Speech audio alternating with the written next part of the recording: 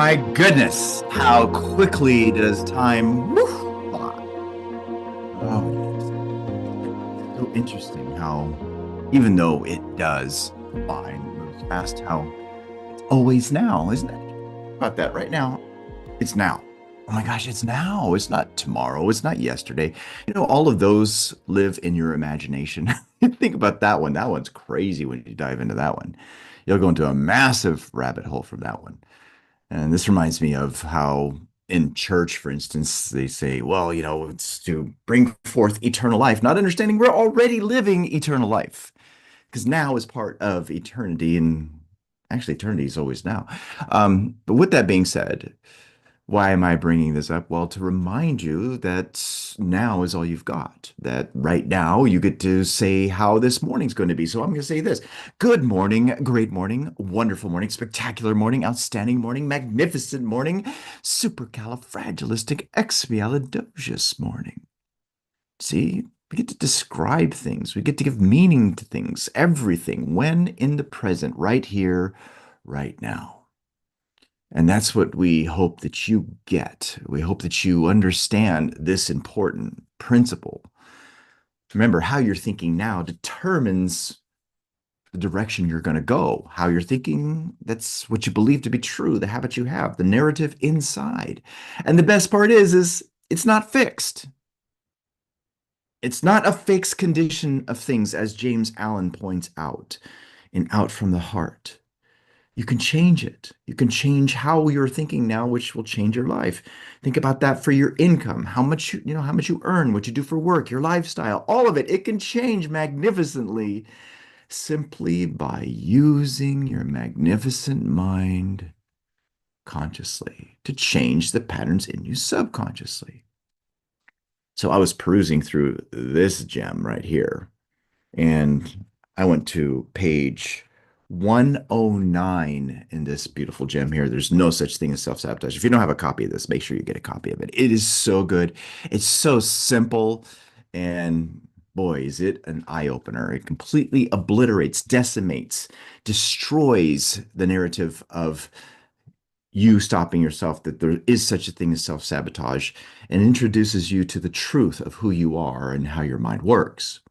Now, here on page 109, it says, God is no respecter of persons. The universe does not favor one person over the other. It simply enforces the laws that govern it. Isn't that interesting? We were talking about this yesterday in Charles Haanel's masterpiece, which is what we're studying right now, of the master key system. Here, boom. Charles speaking it with his language. This, we're speaking it with our language, talking about the same thing. Just as gravity will cause anything to fall, regardless of what it is, the laws of the mind produce results based on what has been impressed upon the subconscious.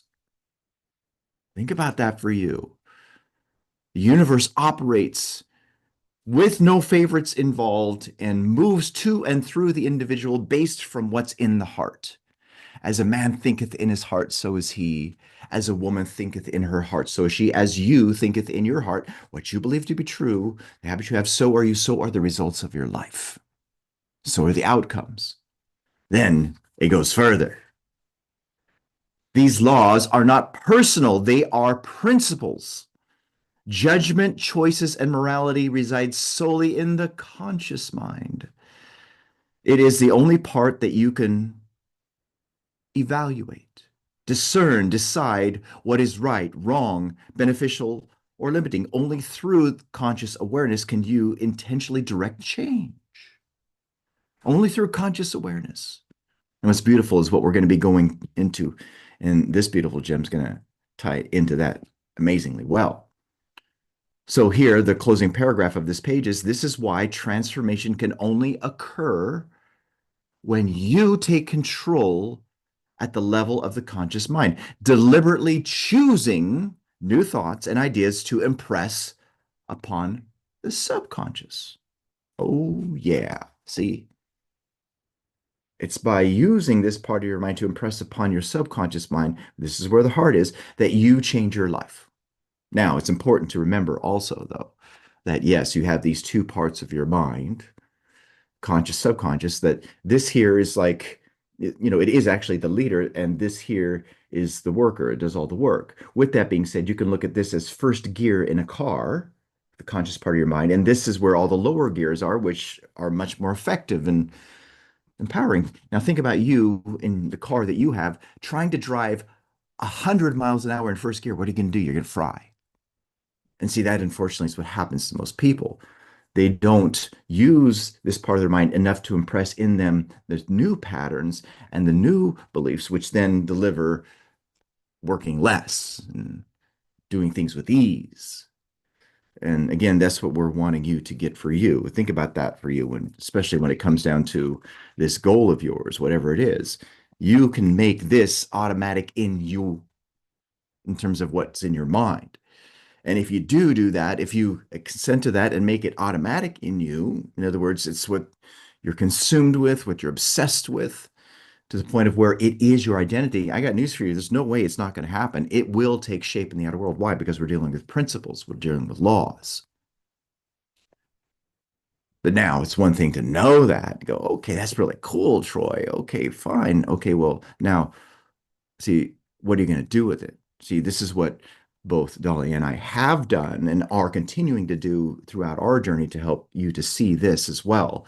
We're wanting you to open your mind to new possibilities and to impress in your heart new powerful beliefs and new amazing habits.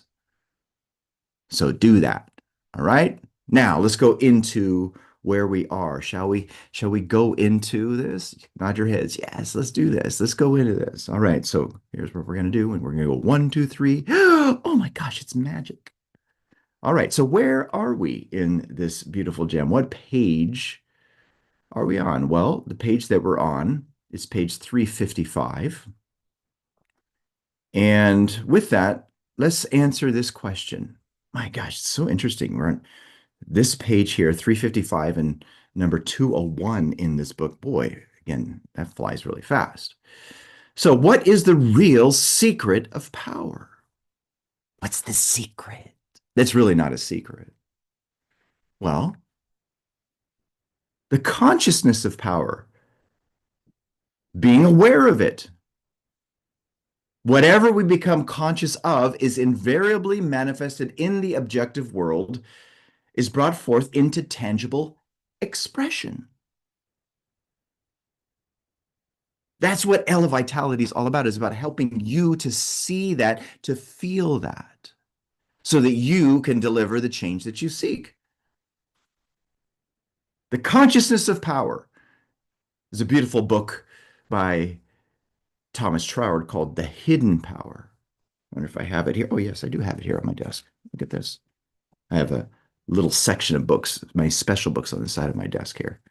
This gem, The Hidden Power. This is an amazing book that ties into helping you to understand that hidden power in you so that you can become aware of it. You can look at it this way. When you're thinking about this secret of power, the real secret of power is, again, the consciousness of power, the consciousness of it. It's like realizing that, think of your car, that holding the steering wheel in your own car, that you're holding your own steering wheel in your car. You got the car, you can turn it. Well, now you're holding your own steering wheel. You realize that you have the steering wheel. And until then, you're the passenger in your own life. See, now you're the driver.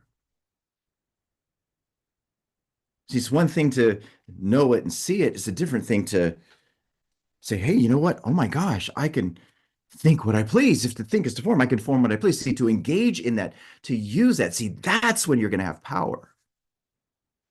This is where I love to bring in chapter 4 of The Science of Getting Rich from Wallace Wattles, where he talks about how there's nothing that shrinks the minds of more men and women than that of sustaining consecutive thought. It's the hardest work in the world, especially when when what you would love is contrary to the appearance, to what's happening, to the evidence of the senses. It takes power to think truth, to think about how you would love things to be when the evidence says otherwise. But when you do think that way, when you recognize, okay, that's cause and effect, right? As within, so without. When you work on changing the within, that you realize that you can change the within and you start to do it. See, oh my gosh, I have power. And he says, when you do that, you do have power. You can get what you want. Now, again, really grab onto what's being said here and what's being shared with you here. You can think whatever you want, correct? Nod your heads. Yes, you can think whatever you want. You have an imagination, correct? Yeah, you know what? I do have an imagination. Yes, you do. Is imagination the starting point of all creation? Yes, it is. You need not look any further than the physical things in the room that you're in right now that were made. All of them were made by him, and without him was not anything made that was made. All of those things were made by imagination, and without imagination was not anything made that was made. See, all of those physical things are the externalization of an image that was held in the mind of an individual.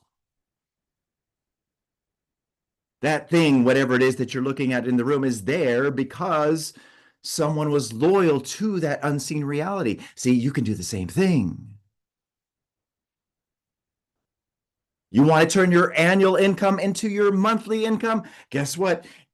It's available to you. As a matter of fact, it's already done. It's not a matter of whether or not it can be done. It can be done. Some other people are doing it. But with that being said, that's what you would love, the thing you've got to understand, it's already finished. It's just a matter of you stepping into that state, getting onto that frequency.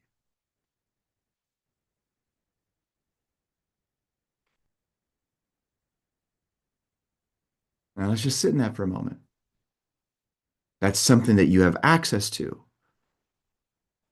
You know, if this was the only thing that you got from all of what we've been sharing with you, and if this is the only thing that you use, you would see incredible change in your life. To imagine great things, to hold it on the screen of your mind, to be loyal to that unseen reality. Don't concern yourself with the how. Don't concern yourself with how it's going to happen at all in any way, shape, or form. Just trust that the cause will lead to the effect. Seed, plant, blossom, fruit. See, that's the fourfold order of the universe, isn't it? Plant a seed, plant a mango seed. What you're going to get? Nice, beautiful mangoes.